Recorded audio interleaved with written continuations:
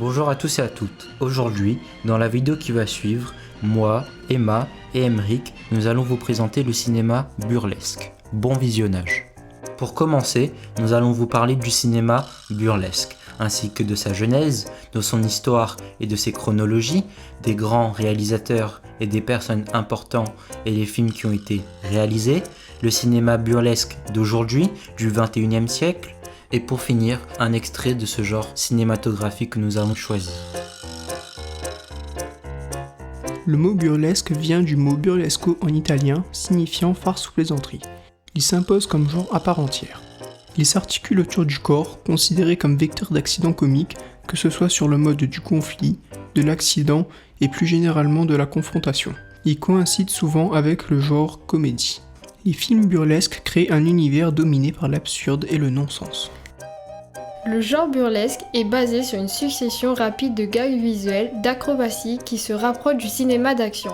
Le récit est souvent perturbé par des farces, des événements inattendus, accidentels ou prémédités, comme des chutes, des cascades, des courses-poursuites ou encore la maladresse du personnage dans son quotidien. Il s'est introduit tout d'abord en 1868 par une compagnie de danseuses anglaises, puis des cinéastes se sont intéressés pour mettre en scène leurs films muets dans les années 1910 à 1930.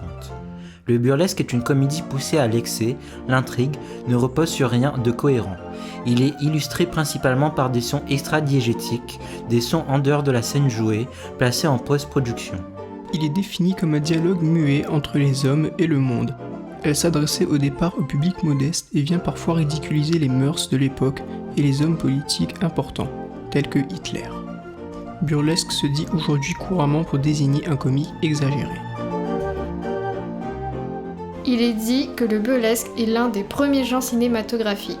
Il s'est développé au temps des films muets, dans les années 1895, pour commencer aux USA, puis petit à petit en France. Lorsque le cinéma a été reconnu comme une forme d'art, grâce à des acteurs tels que André Dide, un des plus célèbres acteurs comiques et burlesques français du cinéma muet au départ, puis du cinéma parlant reconnu par Pathé. André s'invente un personnage nommé Boireau qui est une personne grotesque et récurrente dans une série de films.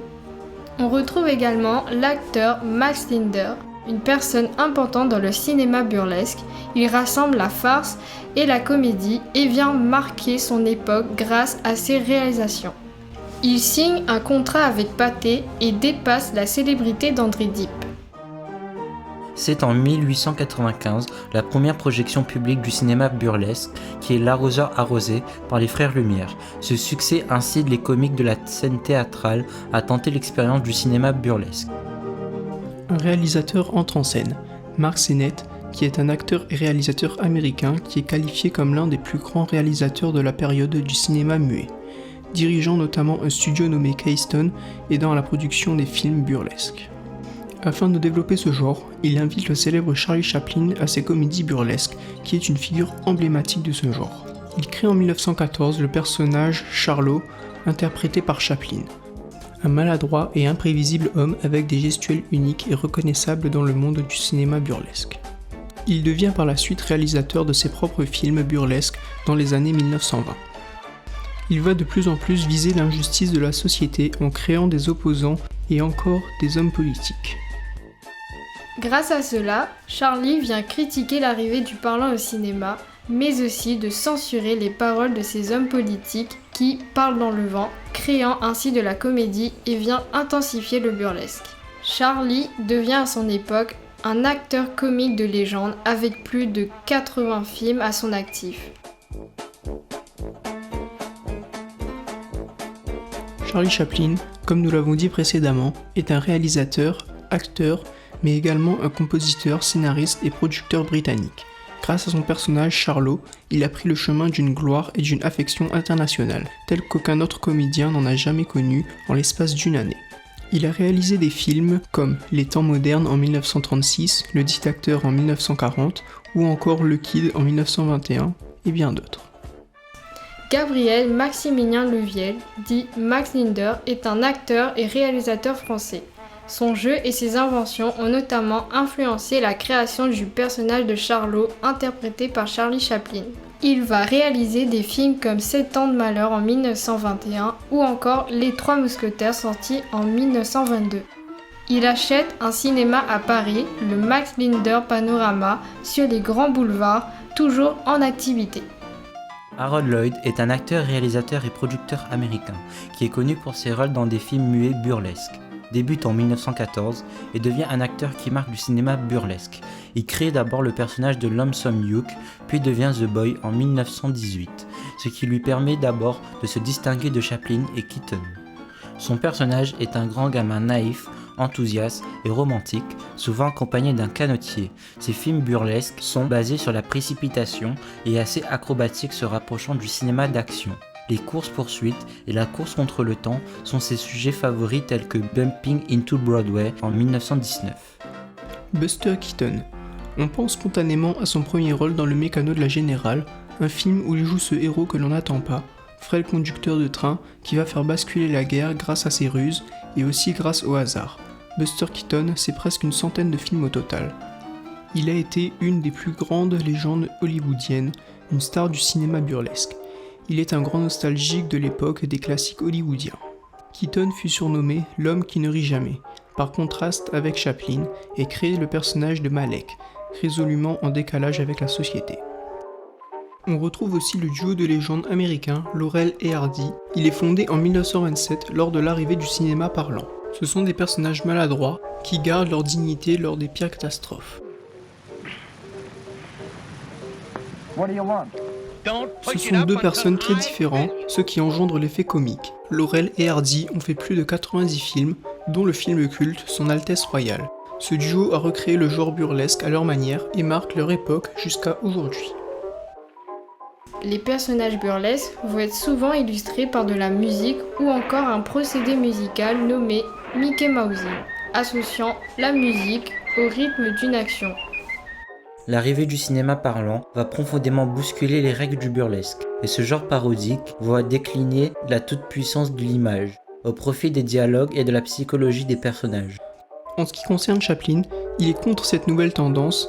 Il va cependant utiliser sa parole, tout spécialement dans Le Dictateur, afin d'exprimer le discours final d'un des personnages. Il parvient tout de même à imposer ses mises en scène jusqu'en 1936 avec le film Les Temps modernes, son dernier film muet. Certains réalisateurs et acteurs passent le cap sans difficulté, quand d'autres disparaîtront. Ils ajoutent en plus des gags gestuels, de l'humour dans les paroles, ce qui vient accentuer davantage le burlesque. Les bruitages viennent quant à eux sanctionner les gags. Aujourd'hui, le burlesque devient de plus en plus vivant et ses formes plus sophistiquées. Le burlesque va néanmoins devenir moins populaire, mais continue de bousculer les codes sociaux. Des nouveaux cinéastes se rapprochent de ce genre cinématographique comme aux États-Unis avec les frères Farrelly ou encore les célèbres Rowan Atkinson et Richard Curtis pour le dessin animé culte de Mr Bean et des cinéastes français tels que Emmanuel Mouret ou Pierre Richard qui est considéré comme l'un des derniers acteurs burlesques dans la comédie française, jouant un personnage maladroit et souvent distrait dans une société absurde. Mr Bean est apparu en France le 1er janvier 1990. Au début, il est diffusé sur Arte et par la suite arrive sur les chaînes de dessins animés comme Boomerang. Pour Mr Bean, il possède ses propres règles d'expression et ses propres caractéristiques. Ce personnage a un rôle très bien défini et précis dans le monde du burlesque. Dans cette série, le burlesque est présent partout et à n'importe quel moment de la journée. Chaque minute de sa vie, chaque action qu'il fait se finit obligatoirement en gag et en problème.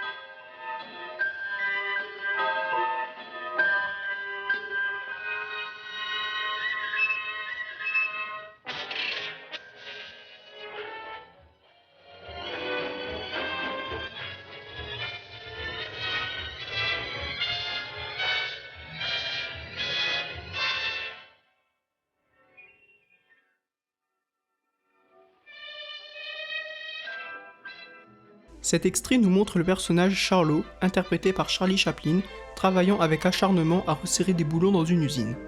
Il est filmé en légère contre-plongée pour insister sur la faiblesse face à la machine.